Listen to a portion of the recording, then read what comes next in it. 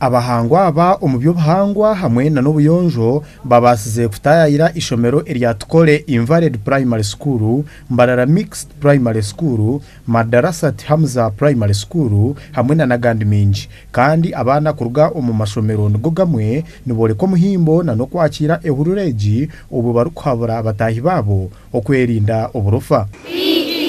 Kati plastic yenna oba wa Coca-Cola oba si wa Coca-Cola muwulira tuba tetwetaaga kumusuula busuuzi buli wamu bwe musanze.